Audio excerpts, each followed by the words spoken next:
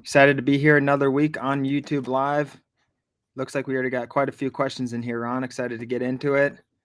We take these next 30 minutes, guys, go over any questions you have. We'll go over some deals, go over some land flipping questions and deals and whatever you guys have. Yep.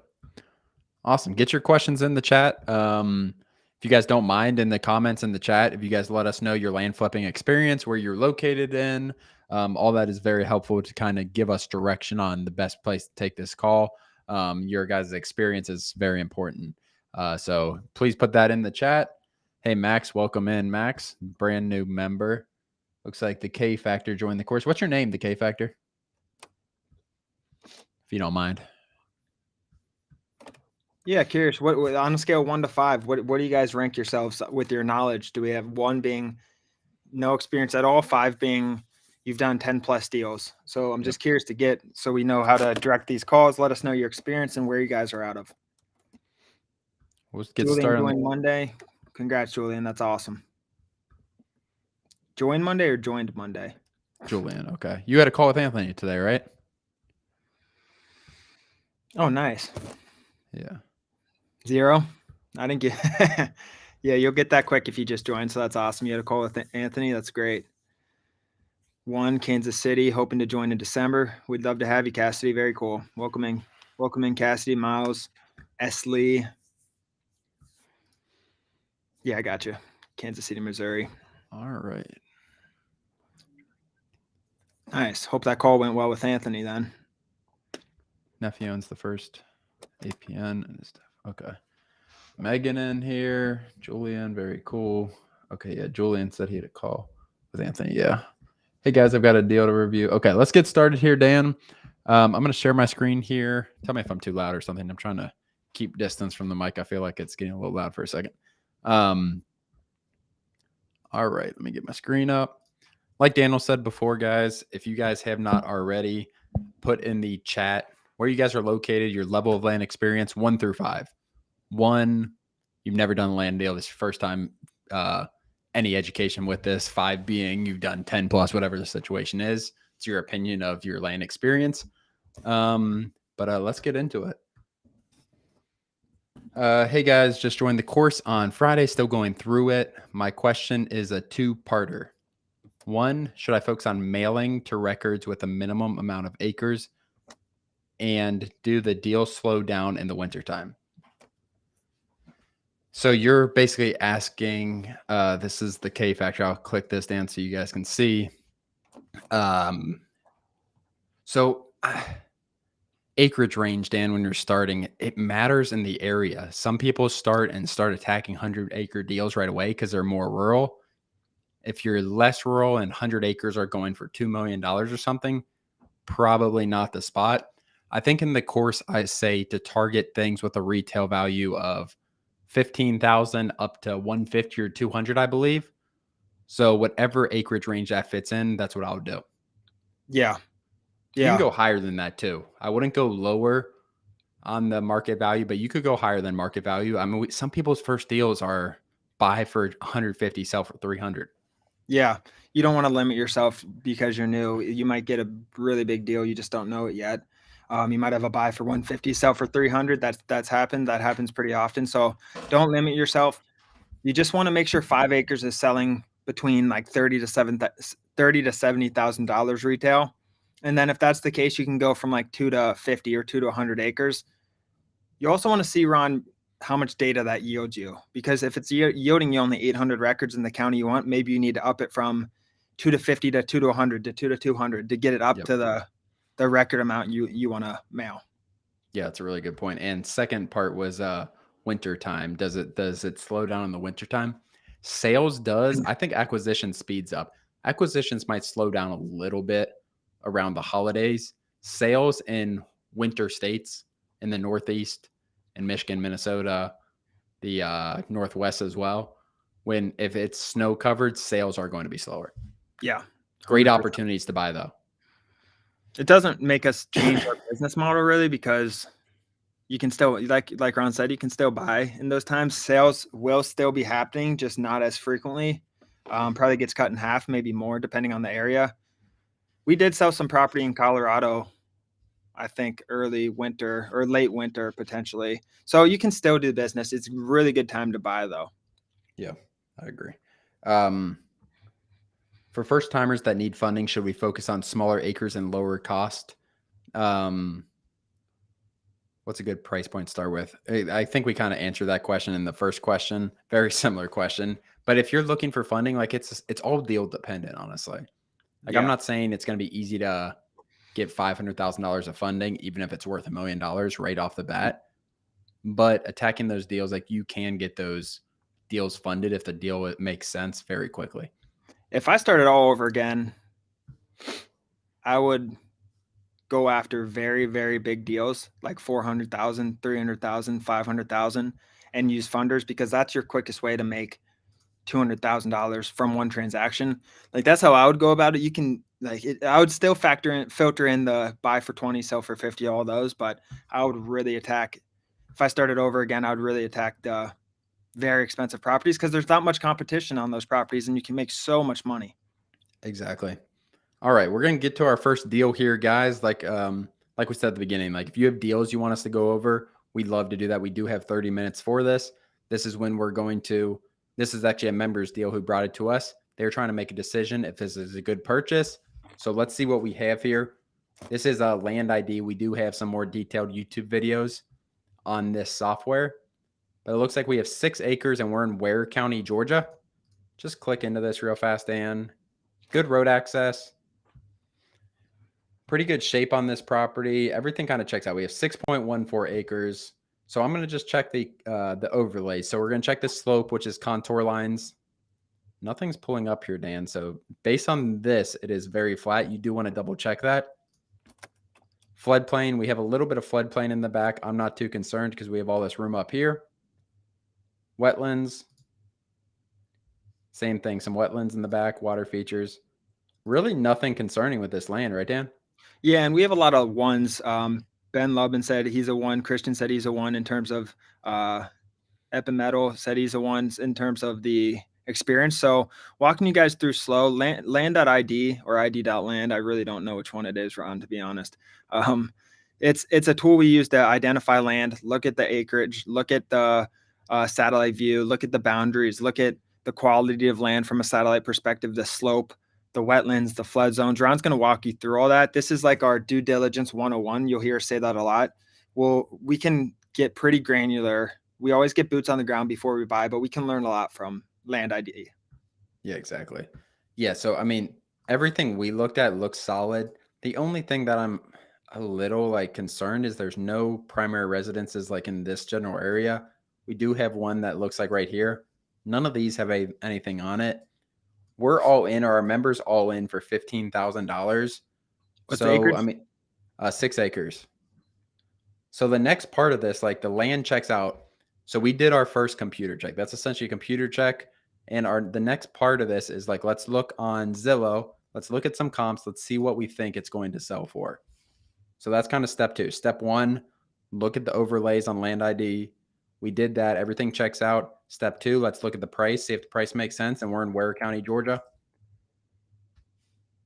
Ware County. Okay. 6 acres in Ware County for $15,000. And what we Land looks do, really guys, solid. I know a lot of people know this in here, but what we do is send blind offers. So it looks like this member sent an offer for $14,200 is what they told me. And the seller came back, asked for $16,000 and they met at $15,000. That's how this business really works. We need to see if $15,000 makes sense. We're right around here where I'm trying to get pretty precise where we are. I don't know if we're going to have a ton of comps. So looking at for sale, I'm going to go 2 to 10. We have 6 acres. I'm going to go 2 to 10. Let's see what comps. And what I'm doing, when you look at for sale, what you're looking at your competition. So this isn't sold. This isn't real comps. You got to be careful. But if I buy this 6 acres for $15,000 and I list it for 30, how much competition do I have? I see immediately 2 that are going to be direct competition, Dan. Both of them are less acreage though. Let's see what's going on. 115 saves. Oh, wow. This is I think something's wrong with this land. When you see activity like this on a property and it's not selling, something is probably wrong with the land. But what this tells me is this is extreme interest in this property. This price essentially and acreage. See if this one's the same. This one's a little different. I think it's the same property, honestly, Dan. Yeah, you can see it's the same property that just got double posted accidentally. Huh. Okay, so this is very, very good. This makes me feel Good sign. very good about And this deal. and we look at that a lot to save. So when we look at so the one thing you guys got to, if you guys don't have land experience, for all the ones out there, the one thing you got to be careful with when evaluating comps and looking at land, about 80% of land comps, unlike houses are different. 80% of land comps are way, way, way, way overpriced. I'm talking like 200, 300%. So most of the listings you look at that are for sale, for land, only land, no structures on it, are way overpriced. So one way we look at if something's priced correctly is by looking at Zillow and looking at the saves and views. The Yep. saves and views, you can determine the interest of the property based off that price. And we can get a good idea. And then we also look at sold. And those are the two things we look at a lot when analyzing just from the bat, just right off the bat. And like for me, like doing this so many times, I'm 95% sure when I see this, as long as our land checks out, when I see this and we have 6 acres for 15,000, when I see this, I'm 95% sure this deal is going to make sense. We're going to look at sold, see what's going on. 7.5. This one's a little more north and it's got improvements. Our property's right around here, I believe. This one's more north. It has significant improvements. This might be a livable place. So I'm just going to ignore that comp. We have 2 for 22, little too low of acreage, but these 2-acre properties selling for that much is pretty interesting to me, Dan. 5.74 for 36. This might be our comp that just secures it. Okay, so look at this, guys. So listed for sale on 314, pending on 321. They had a bidding war. This sold for over asking. I know in houses it's more common. Selling over asking isn't that common in land. But this was a bidding war. That's the only reason this was pending after 7 days and not pending after 1 day, is because they had a bidding war. They ended up selling it over asking price. You can see this was only under contract for 2 weeks, 321 to 46, and it sold over asking. I think this is buy for 15, sell for 40, 45 Yeah. maybe even.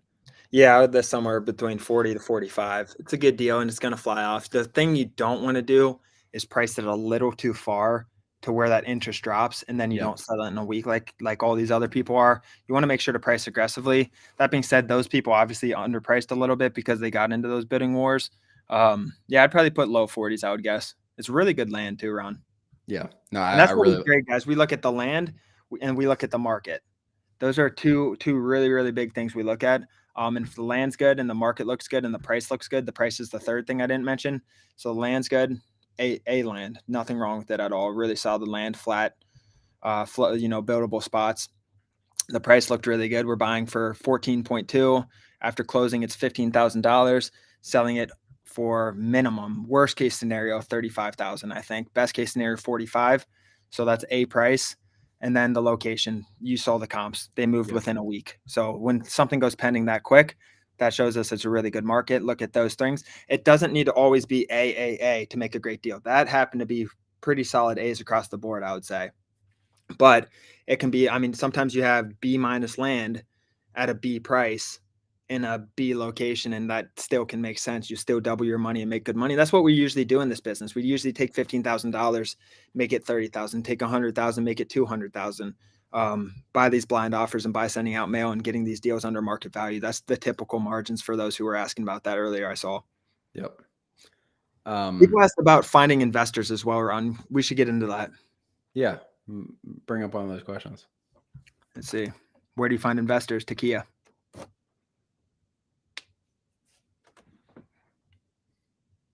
Finding that question. Give me a second. A lot of questions with investors.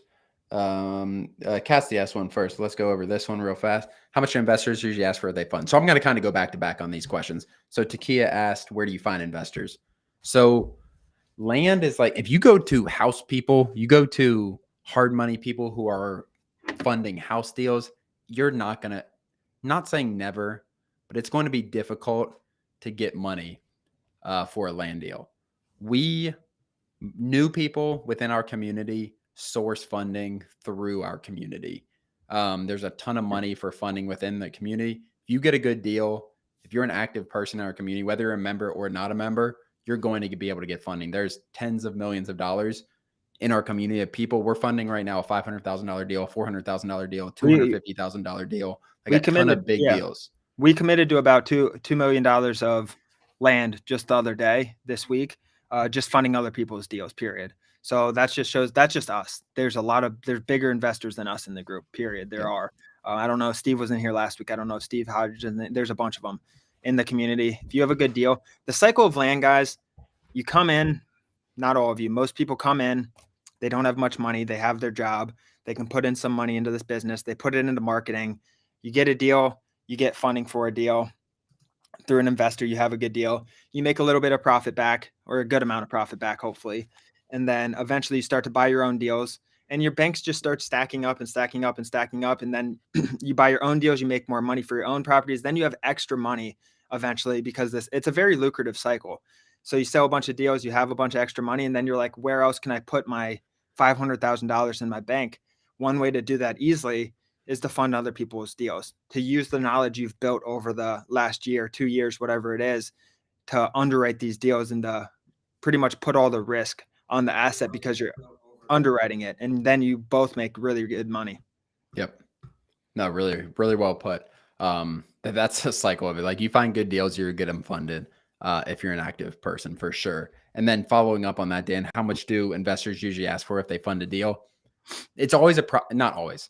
The majority of the time in this business, it's going to be a profit split. So if we funded one of your deals, Cassidy, let's say $200,000, sell for $400,000, it's going to be a profit split based on how long it takes to sell.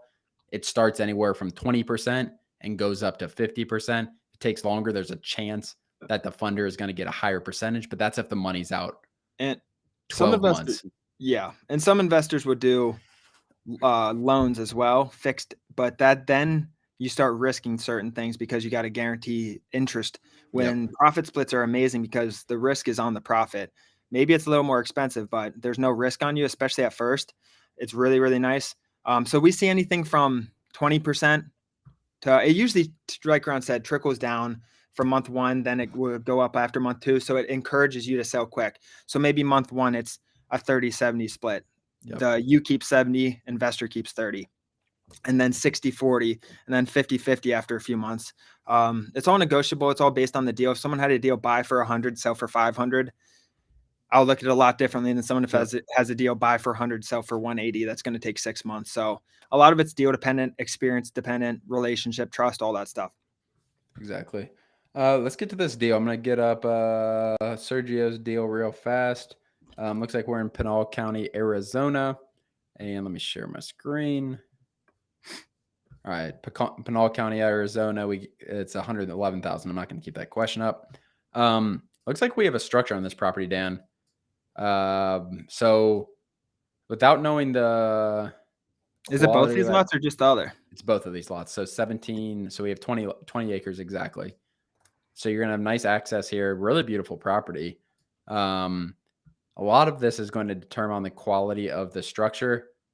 With this being a house, I'm going to go a little quicker through this because it's it a not our. house? It's a single family. I just looked it up on Zillow. It's a 1100. Here it is. I mean, showing up as I just saw it, 1152 single family. Unless it's no, it's definitely not a mobile. Interesting. Yeah, but I mean, you'll run into these deals too when you're doing land. You're going to run into house deals. And mobile home deals a lot. We buy a lot of mobile home lots and deals. Due diligence is a little different with houses. Definitely for sure. Let's see where we are in the county, Pinal County. It looks like we're right in the middle.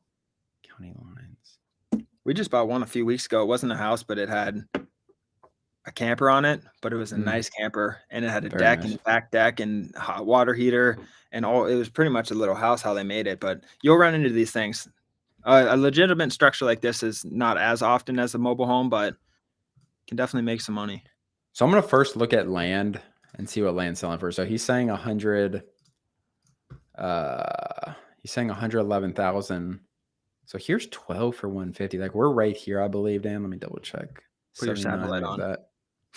True. I think we're right here.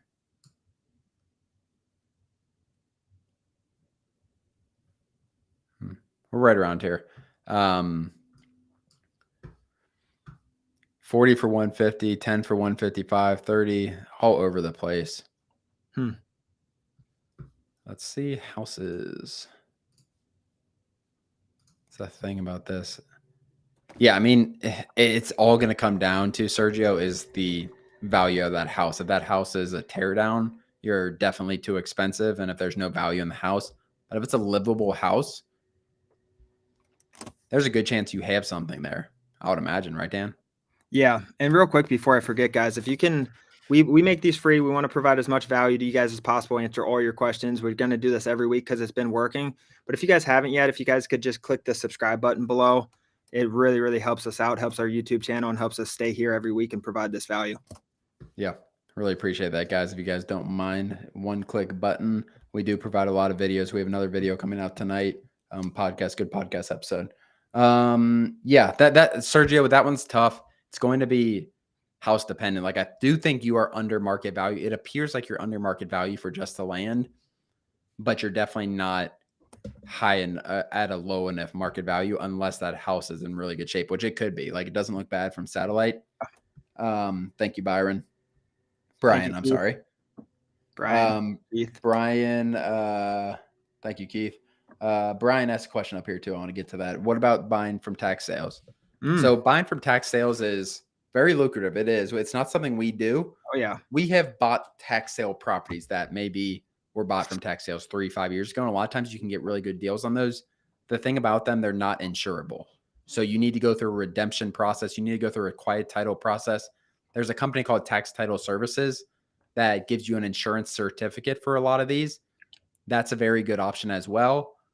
If you get the deals, it's all about the deal. If the deal makes sense, like, you can make things happen. The price makes sense a lot of times with the tax sale. You just need to make sure the land's good. So learn how to analyze land, learn how to do all that. You can make a lot of money in tax sales. Like, we buy a lot of properties we have a lot of opportunities that come from tax sale properties, but it had one person. So the person we're buying it from bought it from a tax sale because they bought it at $25,000. We offered them $100,000 because we know we can sell it for $200,000. You know, like they just get it so cheap sometimes that's why it works out, and they don't care. They're Forexing their money. We're going to double our money. I'm not saying it works like that every time, but you can definitely make money at tax sale properties. You just got to learn what you're doing. It's higher risk for sure. Yeah. Yeah. You just want to, because when things are sold at tax sales, there is a term where the initial person can redeem the property. Like, it's not just your property. Once something goes through, like, that person who got foreclosed on or whatever has a period where they can redeem the property. And that's what causes this broken chain in title. And that's why a title company is not going to insure it.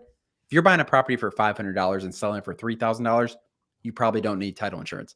If you're buying something from a tax sale and you buy it for $10,000 and it's worth $50,000, which isn't a crazy margin, like, it is a realistic margin at tax sales, then you are going to need title insurance. Your end buyer is going to want title insurance. So that's when you need to go through that process.